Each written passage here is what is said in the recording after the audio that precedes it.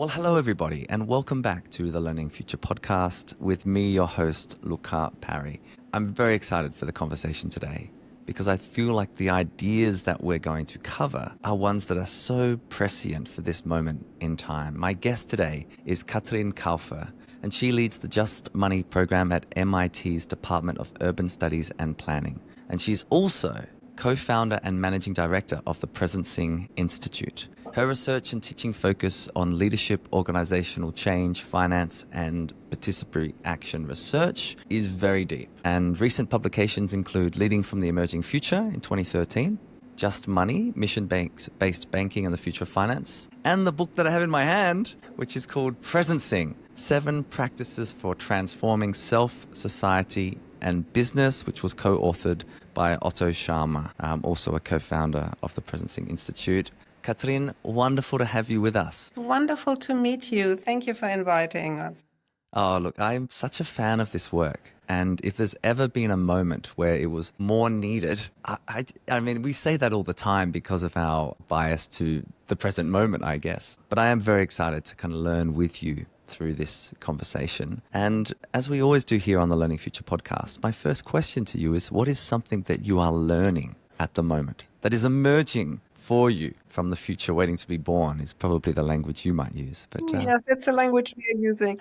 So maybe I answer that more on a personal level, because obviously everything I'm doing professionally is very challenging in this moment of disruption. So personally, I decided to pick up piano at my age, which is not easy. And when I had my first recital, I was the only adult among a lot of small kids, and I knew my piece perfectly well.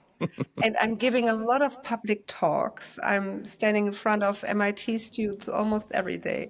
I sat down on the chair, piano chair, and I had a complete blackout. I didn't even know where the C was. And all the other, these kids, they jumped up and played their piece, had their ice cream and left. And the learning is I couldn't rely on my intellect. I had to access and trust my body, because you can't think music. You have to be in your body and flow with and go with this. So that was a very embarrassing moment and intense learning moment. that is so, I love it so much, Katrin, because it picks up so many themes that we talk about here. I mean, I'm fascinated by embodied cognition anyway, and the body-brain contract, which we are still, learning so much about in any given year, and that we often forgot about in most of our traditional education systems. The fact that we have a body. And it's wonderful. I have this piano just here in my office, actually. Next time I can find the middle C. But it's isn't it just a wonderful thing as an adult, how rarely we actively choose to step into novicehood, to be what it really means to be a learner, which is outside our zone of comfort. And these are things we ask our learners to do every day, of course. So this experience completely shifted also how I teach, because I started to realize things that seem to be so clear and easy for me might not feel the same from the other side. So that's one big learning. And the other one you pointed at, embodiment. And we work a lot in the Presencing Institute with dancer Arwana Hayashi, who developed something that we call social presencing theater. And now, I lead the Just Money program at MIT, so I work with bankers. Right. And now I'm even including this embodiment work in my work with bankers when it's about, what does it mean to be a leader? And I only work with bankers that use finance as a tool for social and ecological change. So there are impact-focused people. So Awana often says, we just use our body to carry the head around. Yes. And, as you know, our work is really about how to connect to the future in the moment when it's emerging. And the future starts in our guts.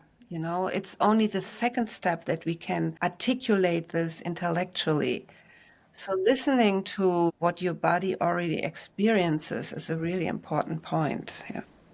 I love this. Let's drop into more of this, Katrin. Tell us more about presencing as a concept. Some of our listeners will have heard of this work before, and some may have even engaged in kind of the ULab or other processes. But how does it unlock deeper awareness and kind of this piece around transformative leadership? And I love that you're coming from kind of, I would say, like let's call it an adjacent domain of economics. You know, some of our work here at the Learning Future, we talk about the 3 E's, which is economics, ecology, and education, and how, again, it's a holistic picture. Each of them influences with the other. So tell us more. So maybe, because we start off with personal stories, maybe I do another one here. Sure. So when I was still a little younger and doing my PhD, I lived in Germany, and back then Germany was divided, East and West. You got killed when you tried to, whatever. So I went with a professor and a student group to East Germany. I grew up in the West, and we met in the basement of a church with opposition leaders. And the professor, Johann Galtung, he is one of the founders of peace research. He put a wager on the table and he said, by the end of the year, the wall will be down. And we all bet against it. And 6 months later, the wall came down. And that was a turning point in my personal biography, because I thought, how come that we all had the same experience, the same conversations, the same data, and he could see something that I couldn't see? And that's, in a way, what presencing in theory U is about. It's not about, oh, let's fantasize what happens, what's the future in 5 years. It's a question of what can I see and sense today from the future that's emerging. So the core idea is you can learn from the past, which is great. I look at what I've done, I improve my behavior, but you can also learn from a future that's emerging, where the beginning is already here. And the term presencing, it's a term that we use that combines presence and sensing. So what do I sense today? What can I bring into the present today that's the potential of the future? And in terms of learning, I mean, all the teachers that are listening, you have this experience when you are with a student. You can just modify behavior, but you can also create spaces where a student can step into their potential. So what the future is calling this human being to be and to do. And we talk a lot about AI, and can AI, do everything that humans, a lot, yes, but this is something that AI cannot do. Co-create, our potential. I think you say it so beautifully in the book. It's something like when you match in attention with intention and agency. And I just think about all of our work in education as a whole as like that is so resonant, and hence the need for high agentic environments, for clear intentionality, and the attention. Like attention is kind of the scarcest and rarest form. I think it was Simone Weil who said, attention is the rarest and purest form of generosity. Oh, beautiful. And I think it's never been more true, really, than this current moment where we are, I would say, under constant bombardment and attack to the level of our brainstem for our attention so that it can be commercialized. So I'd love you to take us into that world a little bit more. This piece around how is democracy, truth, human well-being, even optimal well-being or learning being undermined right now from your vantage point, at the Presencing Institute? So I think, you're spotlighting the biggest issue of today. So we have $1 trillion industry, mostly located at the West Coast of the US, that's commercializing our attention. And it works. It's a big business model. And commercialization of our attention is negativity and polarization and disruption, because this is where our attention gets hungry or stays with something. So, and they know this, they did all their research.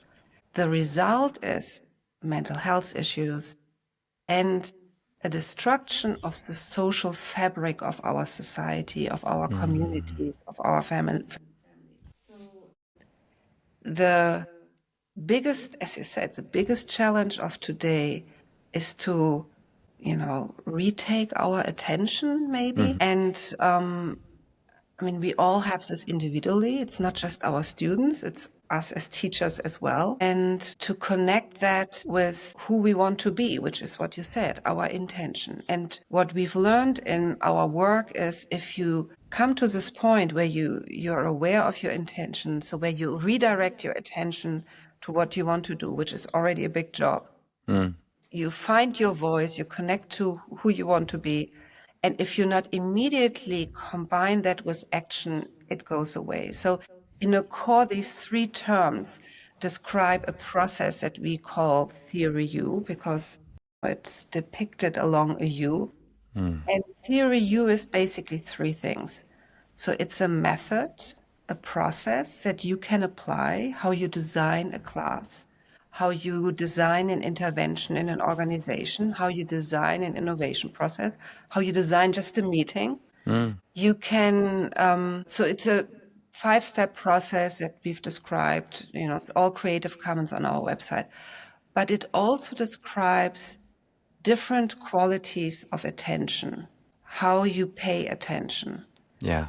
So you are now listening to me here in this podcast, or you here, on the other side of this video. So you can listen by saying, oh yeah, this is this MIT person. They're very technical, da, da, da. Or you can listen, we call this downloading. So you listen from what you already know. Or you can open up your mind, you become curious, factual listening. Or you move your attention into the perspective of the other person, which we call empathic listening. So I might not agree, but if I put myself into it's an amazing human capacity. The student might act up or, disagree. But I put myself into his perspective, I might understand where he's coming from or she. And the last quality is this co-creative process where, like a jazz ensemble, where, you're listening to yourself while you're listening to. So that's the second. So the process is a step-by-step process. It reveals different qualities of attention. And lastly, we also think maybe it's a movement because, if you look at the regenerative movement of Yeah. people who want to live in a different way, so there is something out there that resonates with a lot of people. It certainly resonates with me, Katrin, and I'm glad you started to talk to those levels of listening, because I recall on my journey as an education leader coming across even just that very like the 4 levels and getting to the generative space of open will, and kind of it almost shocked me to the point of like, how often am I cultivating conditions within myself and with my interlocutor Yeah. to actually get to a generous space. And I feel for the last 10 years, it's been something I've been actively cultivating. And isn't it also like to truly listen to another person, because our attention is so stretched in all these different ways? It's just such a rare act. And I would say most teachers, if you speak to them today, they feel, often they're very purpose aligned, but they feel overwhelmed with Absolutely. the sheer responsibility that they feel and has been placed on them, especially in the West, And so this idea of just sitting in circle or in front with another person and allowing things to emerge, instead of having a very clear agenda.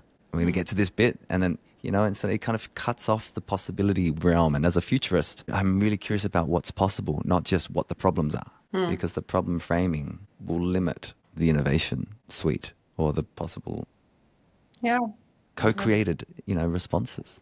Yeah.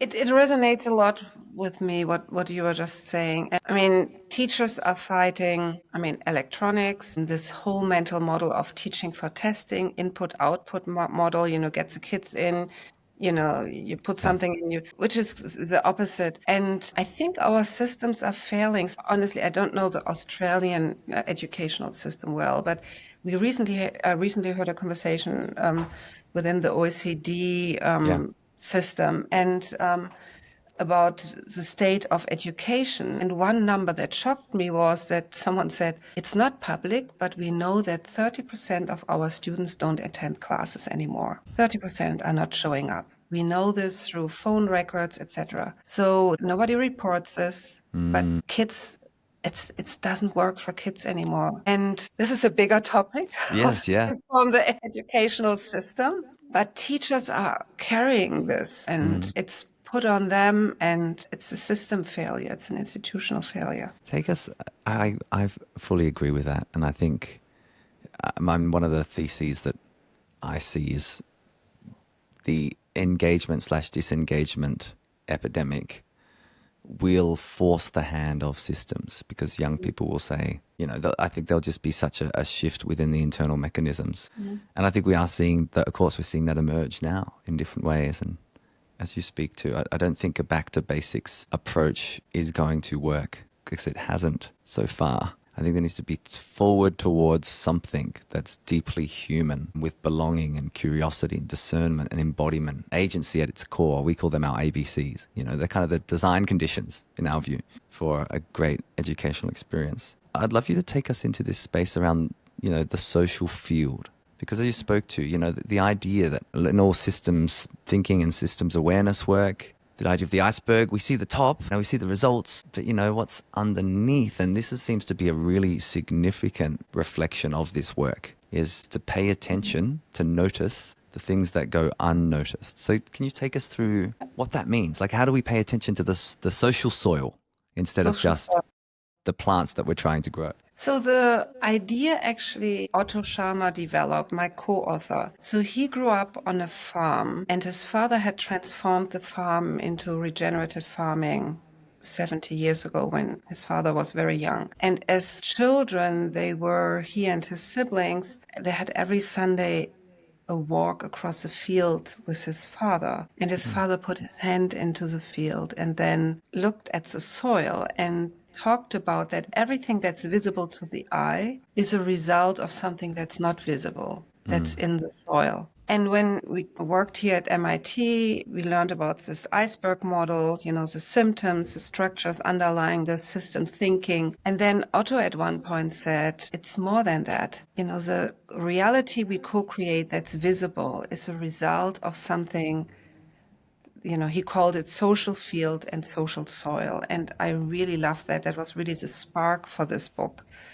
So the core idea is what we co-create collectively is a result of the quality of our awareness and relationship. And on the one hand, this is a very radical idea, because in our culture, we value everything that's tangible, measurable, visible. On the other side, it's also a very simple idea, because it's our everyday experience. If we don't get along in a family, things don't work. So if you say something to me and our relationship is strained, I'm immediately, what is he saying?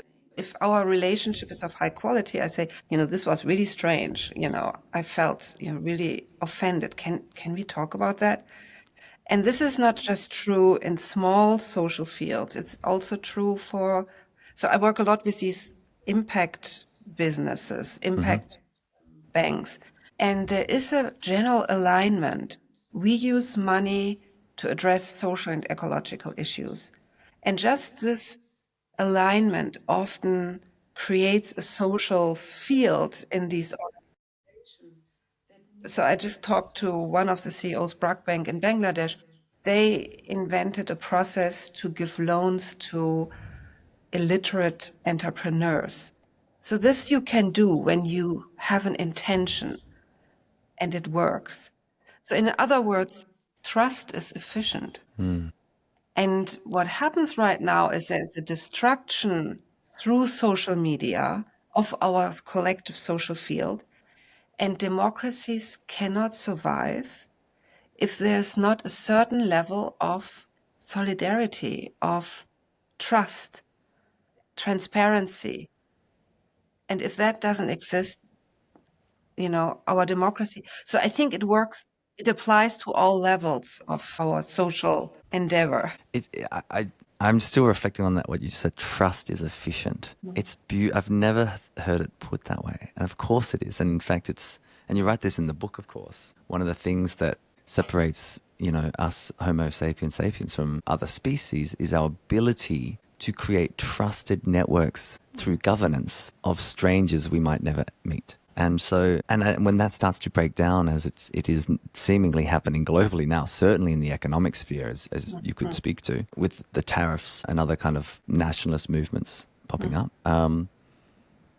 that does break down. And then how on earth can we build things together without that field that's become toxic in some ways? I mean, I worked for a long time in this financial field, and inefficiency and issues are very high there. So the question is, what's our theory of change here? So how can we transform large systems that are dysfunctional? I think it requires culture change. I don't think it can be, I think it requires a culture change. And in the book, we point at this idea of islands of coherence. So this idea that you create these islands of coherence that are functioning and then connecting.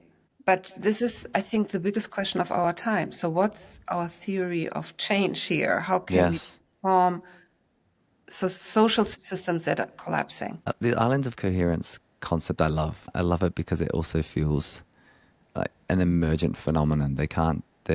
It's not as if you can just easily hierarchically dictate. In fact, it's impossible to do so. You know, this idea that we can only ever prescribe poor to fair, fair to good, but then after that you have to professionalize and go into the complexity space, especially when we're dealing with human growth and development or complex systems. And so I'm really interested in that. And a mantra that I like to reflect on is find the others. Katrin, it's such a simple kind of find the others. And it's because when you can do that, you start to form these, holocratic sometimes, swarms where there's people moving in a similar direction to your example of some of the social impact oriented investors and bankers, we're all heading this direction. Possibility seems to play in the space in between. One other question I have is this move from ego to eco. And I think it's, again, something that's just really hardwired in when I first came across the work, And so I'd love you to talk more about that, like the role of ego in modern leadership and how we go from the ego-driven decision-making to more holistic, ecosystemic thinking. How do you see that playing out in your work? So this idea or concept moving from ego to ecosystem economics really stems from a deeper look at our economic system. And in a way, every economic activity is based on I do something for you. So if I build a table or bake a cake and I eat the cake, it's not economics. It only becomes economic in the moment I give it, I sell it to someone, which is really interesting because economics means I do something for someone else. And in that moment, you have a coordination issue. How do we find each other? And there are basically three answers.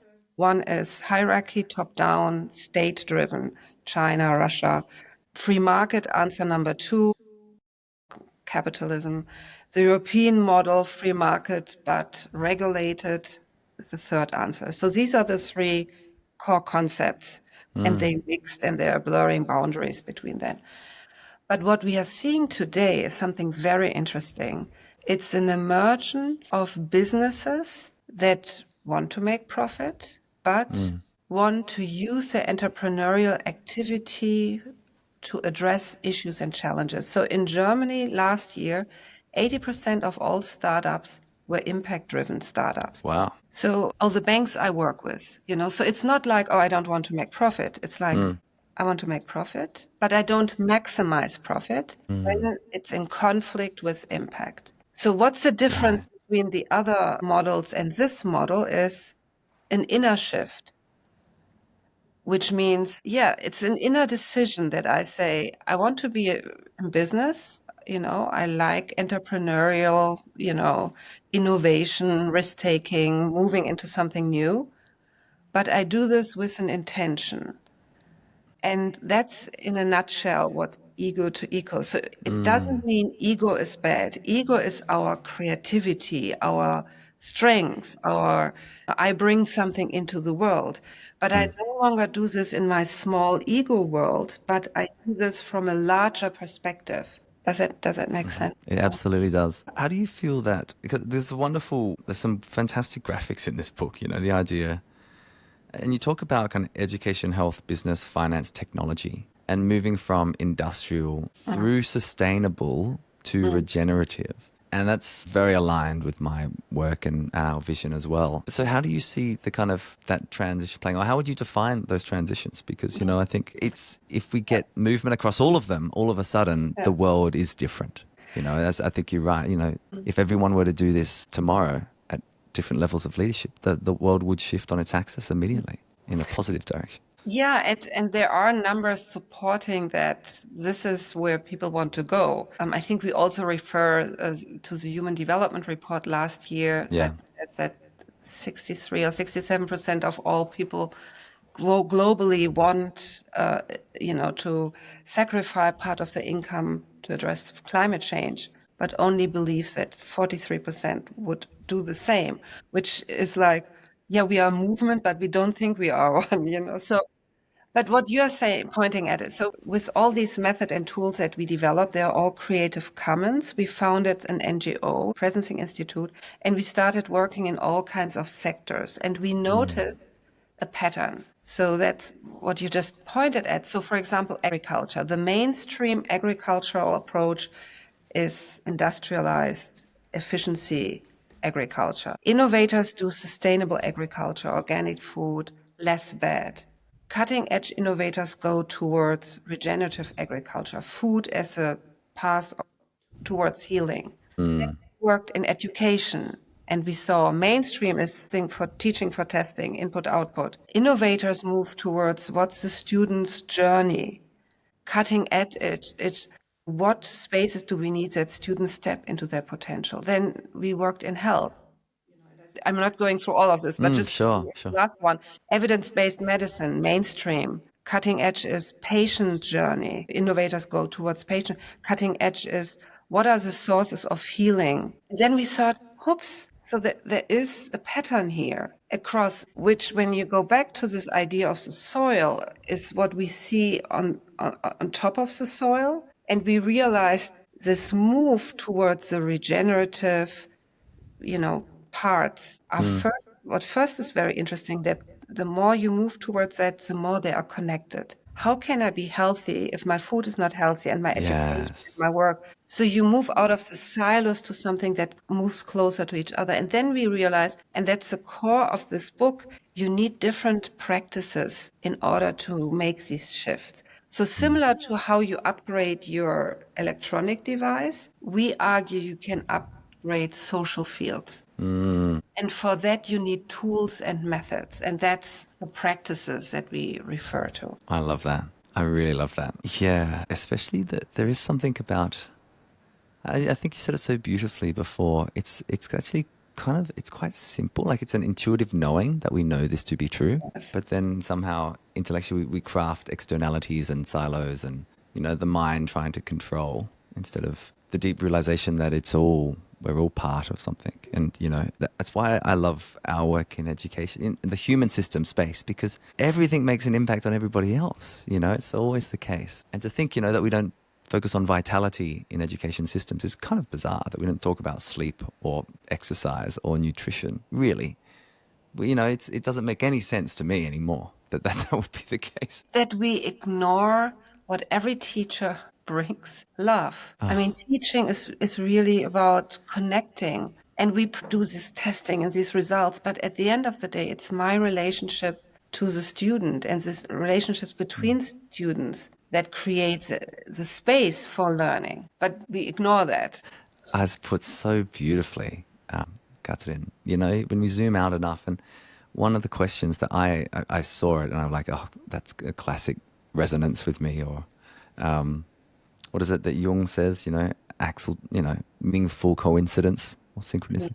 I always ask, in a lot of the work we do, our leadership development work, like, what's yours to do uniquely? And that's here in the book. And I was just like, oh, that really does. And a lot of teachers would say it's to help, well, at the deepest level, it's to help young people love learning, or even love themselves in a way Yes. they can see who they might become. I mean, that's the foundational layer of purpose. Or it should be anyway, not any of the other layers of success, which, matter to differing degrees, I guess. Yeah. And this love yourself is not an ego love. It's just taking care of yourself. Yeah. Also love the process that life is, the gift, it's Katrin, I often reflect, there's only two ways to think about the world, that nothing is a miracle or everything is a miracle. I And love we that. woke up today, like that's Yeah. kind of amazing. I'll take that as a miracle. Yeah. The fact we exist in this arc, in this lifespan, with the Yeah. cosmic arc being so long and us being so insignificant by comparison, it's just quite, to me, that's remarkable, honestly. And we forget all the time. We kind of, we become distracted by other things and forget to really notice where we are and what we're doing. Yeah. So I've got a question about the practices and then a final question for you. So this can feel quite conceptual for people, but what are some of the practices that you use in this work that help us to cultivate that social soil or to create better relationships or better attention that you can share with us? I mean, the listening example that I just gave is a very easy practice. Observe your own listening and be an active listener, which is an enormous gift to someone else. In the work that we are doing at the Presencing Institute, we developed a whole number of tools and methods that are all on the website, and they are all Creative Commons, so everybody can see that. A radical other method that the dancer Arowana Hayashi developed in her work is called stuck, where you think about a situation where you're stuck and you use your body to express the stuck. And she does this a Interesting. lot in schools with students. And then you don't tell anyone what it is. You just let the other person say, I see, I feel when they look at you. And she says, nothing, the body doesn't want to stay in a stuck. The body moves out of the stuck. So then observe, how does your body move out of the stuck? And then the observers describe what they see. And this gives you clues for how to move out of a situation. And you can do this individually, as a group. So these are tools I wouldn't do on a first day with my bankers. So you need a few modules to get there. So there are all kinds of tools you can use, intellectual tools, body tools. We have practices where we use objects. We call this social technologies. And I believe this is the biggest field of research for our future. Social technologies are methods and tools that allow us to increase the quality of a social soil or relationships. And the most important part about these tools is that they are transparent, and then that you step into them, maybe I should say in freedom. So you don't want to manipulate. So these are tools that allow us, or you or whoever is in the space, to advance your practice. So you don't want these tools to be like, let's jump through the fire and then you feel this or what, this is really about being transparent and clear and experiment and observe. We often say, don't interpret, just say, I see, I feel. And start with the data. Fantastic. I love this. It feels to me in service of our capacity to notice. And the Exactly. more capable we are of noticing, the better change makers we are and can become, because we see, I think to your point, the founder of Peace Studies that Johan, I think his name was, that you mentioned, what could he see? And so, cultivating our capacity to see is so important, especially if we want to think about how we might change the parts of the world that we do not want to live with anymore. Just beautiful. Which reconnects your point at the beginning on attention. So these are all methods that help us to break through these patterns of just downloading and direct our attention to where we want to to put our attention towards. So it's really about our attention, and all these devices are poisoning this. There's some really interesting work. Jonathan Haidt's The Anxious Generation is one that's been kind of well looked at here in Australia, and we have some interesting policies that the national government is putting in place around social media. It's just so interesting to see if this business model, how it shifts over the next decade, let's say, in the AI wave that now we are kind of well and truly into. What implications that has for us, but also we either run our tech or it runs us. Katrin, it's another favorite mantra of mine, and it's like, am I consciously choosing this, or am I mindlessly is it choosing me? Such an interesting moment for us all. I just love the quality of questions as well that I think is, Katrin, if we can help our learners, your MIT students, I'm sure many of them running banks, and so they're not necessarily young, but it's how do we cultivate the quality of questioning? I so think about our work in schools. And if our young people are seeking the right answer all the time, where do we kind of cultivate the ability to navigate into ambiguity and uncertainty by wayfinding through asking ever better questions? I mean, feels almost like what life might be for. It certainly is what makes you a good career-oriented person as well. What's the kind of a reflection you have about that with the people you work with? I mean, starting off maybe with, I have 2 kids and now grown-ups, but every child has only questions. If you pass a fence and there's a little hole in it, there's not a single child that will not immediately look into this hole and try to figure out. So I think curiosity is something we naturally have as humans. So it's, nurturing and fostering our curiosity. And it's simply fun. I think this is who we are as humans. We are curious. We want to know. But our cultures often don't accept open questions. There's always this desire to know an answer. Schooling system is this input-output model. The better you respond to these questions in the correct way, the more successful you are. So it starts with all of that. But I experience with my students that often, it doesn't take a lot to open up curiosity. And it's still there. I don't think it dies even after how many years of schooling. I think it's still there. Yeah, beautiful. It's like the kind of core part of what it means to be human, perhaps. Yes. The curiosity. Yes. Final question for you, Katrin. What's a take-home message for our listeners that have used their attention and intention to listen to this podcast and their agency? What would you say to them that they might hold in mind as they do their work? I mean, I don't feel I have any advice, or I think every educator and every listener probably knows things much better than I do. But maybe closing with where I'm struggling or experimenting at the moment is this question of islands of coherence. So what spaces does the world need right now? So, is it in my community? Is it in my work? With the Presencing Institute, we are trying to experiment with creating also larger spaces where people can, step back, find their voice, step into their potential. I think we have to learn or relearn that. I think a lot of regenerative cultures know how to do this, and we have, missed this forward a little bit. But this is my question at the moment. What spaces locally and globally do we need to articulate who we want to be? Beautiful. And maybe the podcast here could be one of them. It certainly seems to be. It's kind of small way that I contribute to Islands of Coherence, Katrin, is to bring wonderful people like yourself on to talk about paradigm shifting change and how it starts with presencing. And it's such powerful work. Thank you for the work you do and the impact it's had on many, many, many people, myself included. And thanks for joining us for the Learning Future podcast too. Thank you for having me, and thanks for doing this podcast. I listened to a few of these interviews and loved it. Thank you. Thank you.